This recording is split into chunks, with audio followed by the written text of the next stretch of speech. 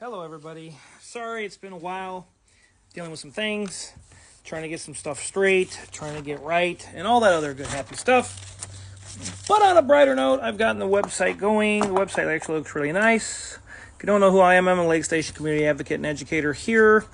I like to educate the community and advocate for the community to have knowledge of what's going on around them so that we can make better educated decisions on how to manage our city debt and how to manage other things within our town and how we look and observe at our community and our streets. So I wanted to touch on some business, and it's like the cost of development, and it's the poison gift. It's the towns of growth of debt. This is going to be a multiple part, so stay with me on this, and if you don't like me, you don't have to listen, but maybe you might learn something in the process if you do listen to me. So I wanted to touch on this stuff. Temporal discounting. What is it? Most of us are like, well, I don't know.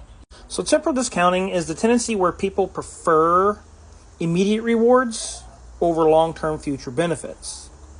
And I want to give an example of this. I'm sure you all see little children having a complete meltdown in the dollar stores and the stores themselves because they want something and they want it right then and there. They don't want to wait. They want it now. And so think about this. If you were to tell that child, hey, if you wait till, wait a couple days, I'll give you $50, and I tell you what, I'll bring you back and you'll be able to buy everything, but yet you offer the child $10 immediately, what do you think the child's going to take? Most of the time, because of temporal discounting, we want the immediate reward, because that's how humans are actually hardwired to think. We want to take that $10, even though there may be 50 within 3 days to us, right? And so that's what happens. So keep this in mind as you go along and you listen and pay attention to what's going on with my little multi-part series here on this. But the same thing goes for the way that town infrastructure has been built and created debt and insolvencies within towns, and the choices that are made that continue that cycle of death roll into the debt. And oftentimes there's a lie that is sold to community and its residents, but we have to invest for growth, otherwise it's grow or die. And that's a lie. Both of those are a lie.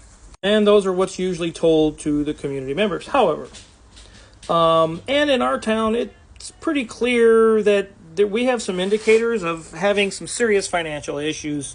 And these are predicaments. They're not problems. I want to make that clear. These are predicaments, not problems. Problems have solutions. Predicaments have outcomes. And those predicaments are due to bad decision-making throughout numerous cycles. Whether it's voting cycles, whether it's generations, whatever the case is, it's continued. And unfortunately, in America, the way that we develop and the way that we build and the way that we accumulate the debt is the same thing, whether we're buying a house, a car, or with what's going on within a community and how we run those decisions. So since we're experiencing a lot of those predicaments and the outcomes of those predicaments, not like I said, just not the past, but also the current administration is almost continuing in this. And for 60 years or more, the belief has been that we need to build everything to a complete finish.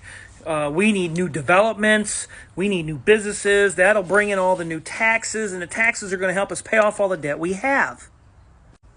I hate to say it, but again, that's why we have predicaments, not problems. And that's going to continue as long as we continue to make really bad decisions financially for our town. Which is another reason we really need to be involved with council meetings and what's going on within our schools, what's going on within our community, because we need to know what's going on, because while we see some things going up and popping up, that's creating what's called the illusion of wealth. And the illusion of wealth is what it is. It just looks like good wealth, but it's really just more debt. Now, most towns and sectors within America, oftentimes, they get to a point where they need state and federal help and even private investor help. And this is, getting loans and bonds and all these crazy things. It's kind of like getting another credit card and you're already broke and don't have a job and you're already in debt. It's kind of how that works. But if you get another credit card, you kind of see the debt that's always there. So it's really not helping you, is it? Sad part is this way of thinking has been done like this for generations, and currently it's the same thing, and it's continuing to help grow more debt and to create a town that is going to go broke, and that's pretty much, it's a criminal activity in its own. If you know that this is going on, fix it, stop it, do something.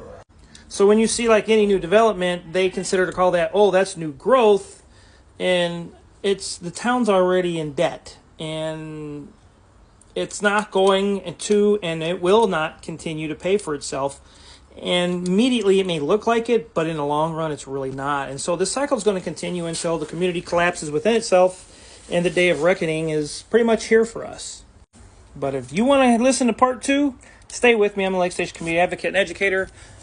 I am here to educate. Be an eagle, don't be a crow. Challenge the status quo, because if you don't, you never know what you can achieve on your own, or what you can achieve in a group and together for your community, and how much you can change and advocate for.